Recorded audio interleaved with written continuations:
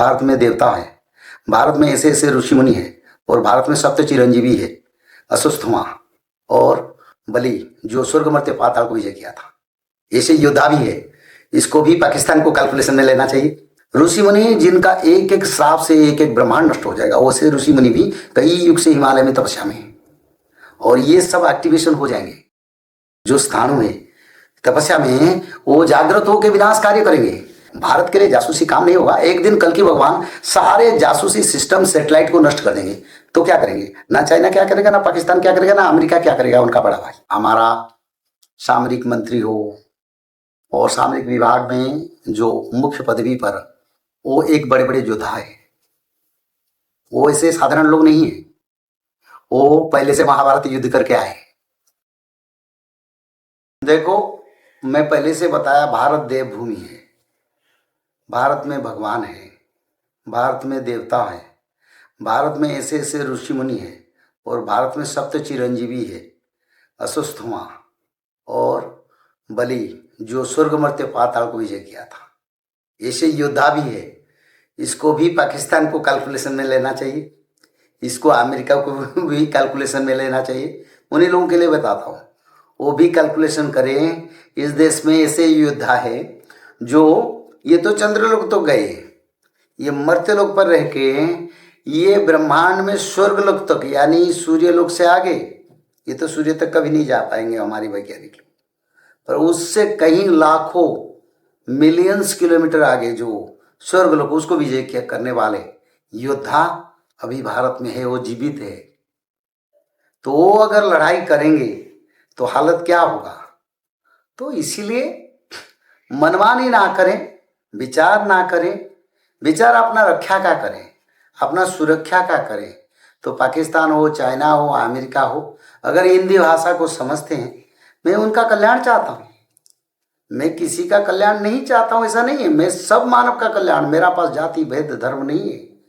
हर जाति को मैं इज्जत देता हूँ, सम्मान करता हूँ, पूजा भी करता हूँ, पर धर्म धर्म का विचार हो, शास्त्रीय विचारधारा हो, सत्यता को प्रतिपादन करने के लिए पीछे नहीं हटता हूँ। तो इसलिए उन देश को सोचना चाहिए, इस देश में सप्त चिरंजीवी है और भगवान भी है। ऋषि मुनि जिनका एक एक श्राप से एक एक ब्रह्मांड नष्ट हो जाएगा, वैसे ऋषि मुनि भी कई युग से हिमालय में तपस्या में है, और ये सब एक्टिवेशन हो जाएंगे। जो स्थानु है तपस्या में, वो जागृत होकर विनाश कार्य करेंगे, पर कल के भगवान का निर्देश में, बिना कल की के निर्देश में वो कुछ नहीं करेंगे। जब कल के भगवान बोलेंगे तुम करो, तब करेंगे।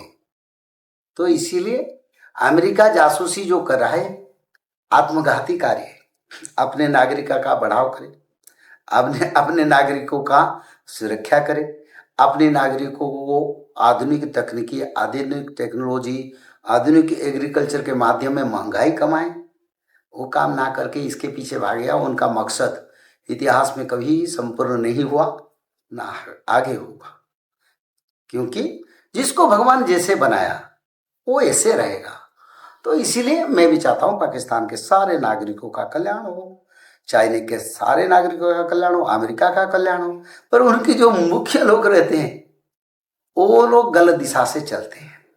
तो इसीलिए भारत महान शक्तिशाली है, भारत में देवता है, भारत की आर्मी मजबूत इतिहास में है, विश्व में आज के मेरे विचार में 1 नंबर है। चाहे इसको कैलकुलेशन 3 नंबर में लाते हैं और 2 नंबर में भारत आर्टिलरी को लेते हैं, में जो स्थलवाहिनी को, मेरे विचार में भारत का सैन्य कभी हटते नहीं, और भारत का सैन्य को हराना बड़ा मुश्किल है। एक सैन्य 10 बराबर सैन्य के होते हैं। तो इसलिए जासूसी करो, पर अपने के लिए जासूस करो जो तुम्हारा कल्याण है।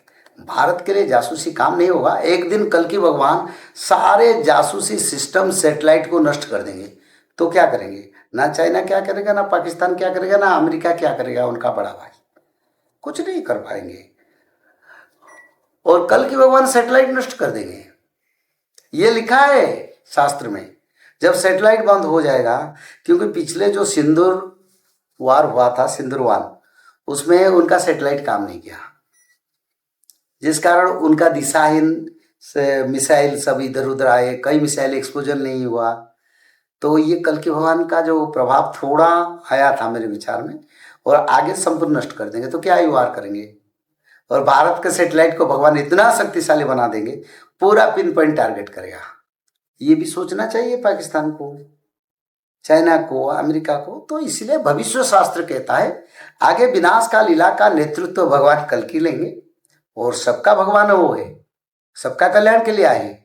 तो इसलिए आपस में भ्रातृत्व बनाओ, आपस में देश देश के बीच में भाईचारा और सहयोगिता बनाओ, इसमें दोनों देश का कल्याण होगा। वार कभी समाधान का सूत्र नहीं है।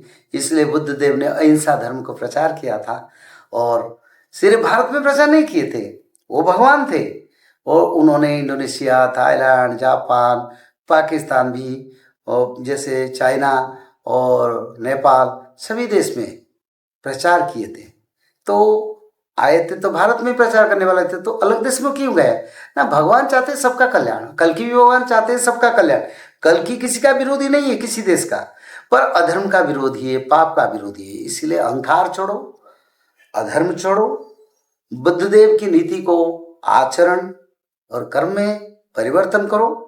बुद्ध संसार के लिए कल्याणकारी बने थे, कल की भी संसार के लिए। इसी समय आएगा, शास्त्र में लिखा है पाकिस्तान, चाइना, अमेरिका में भक्त लोग बचेंगे, वहीं पर भी वो लोगों को भगवान कल की रक्षा करेंगे, ये भी लिखा है। तो इसीलिए ये जासूसी पासूसी आगे भारत के साथ कोई नहीं चलेगा। एक लड़ाई कल की करेंगे, एक लड़ाई सप्त चिरंजीवी करेंगे, एक लड़ाई पंचभूत करेगा। पंचभूत देवता है, वो भी देवता है ना, वो भी लड़ाई करेंगे। और एक लड़ाई योगिनी माता, 64 योगिनी माता भी करेंगे।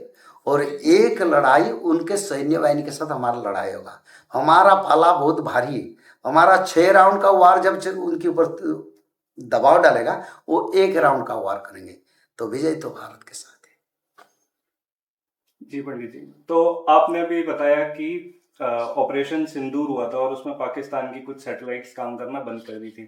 आज ही हम रिसेंटली देखते हैं ऐसे नहीं, अमेरिका के भी कई सैटेलाइट उस समय काम नहीं किया, क्योंकि अमेरिका उसी समय पाकिस्तान को इन्फॉर्मेशन दे रहा था, भारत का मिसाइल आ रहा है, उसको डिफेंड करो, इस दिशा में अटैक करो उनका, वहीं पर वेपन से।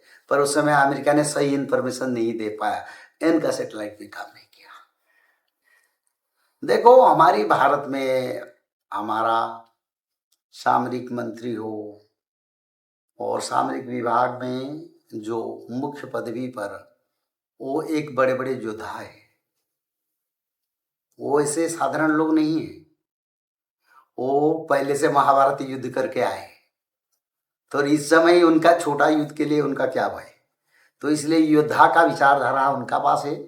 वो पहले से भी अगले उनका पिछले जीवन में महाभारत युद्ध को लड़के आए। ऐसे ही लोगों को भगवान ने इस समय रखे हैं। तो इसलिए हमारी देश की अखंड शासन, स्थिर शासन, मजबूत शासन, आध्यात्मिक शासन, आध्यात्मिक शक्ति का प्रभाव में चल रहा है। और वो जो भी बोल रहे हैं वो धर्म की वाणी है, निष्ठा का वाणी है, धर्म रक्षा का वाणी है। और उसको अलग देश को समझना चाहिए। वो जो बोल रहे हैं शायद भगवान का इच्छा है। भगवान का इच्छा बिना हमारे देश में कोई कुछ नहीं बोलते। मेरे विचार में आज के दिन में भारत जो विचार करता है वो देवताओं का, भगवान का इच्छा का प्रतिफलन है। तो इसमें विजय का सुगंध भी आता है, और विजय बिल्कुल होगा। हाँ, विजय के लिए थोड़ा इंतजार करना पड़ेगा, क्योंकि ये वार हो सके तो 7 साल चल सकता है, हो सके तो 13 साल चल सकता है, हो सके तो 13 महीना चल सकता है। तो इसीलिए हमको इंतजार करना है। धर्म रक्षा का सूत्र है, अधर्म विनाश का संकेत है। वो देश अधर्म में है, भारत के साथ बहुत बार अन्याय किया, पर उनका विजय नहीं हुआ आज तक। और आगे भी अधर्म का कोई भी प्रभाव नहीं रहेगा, क्योंकि धर्म इस समय और बढ़ रहा है। तो इसलिए अच्छा सोचे, अच्छा विचार करें, अच्छा करें, अपने नागरिक का, अपने देश का कल्याण।